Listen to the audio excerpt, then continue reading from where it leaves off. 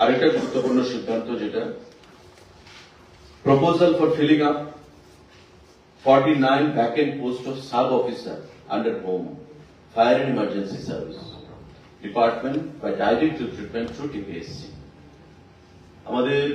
অগ্নি নির্বাপক যে দপ্তর fire service সেই দপ্তরে 49 জন post of sub officer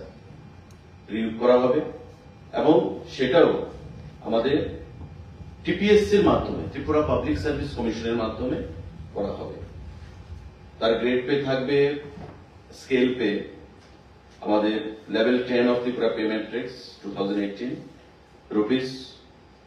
34,700 to 1,09,800 এইভাবে তার পে স্কেল এবং পোস্টের নাম হচ্ছে সাব অফিসার।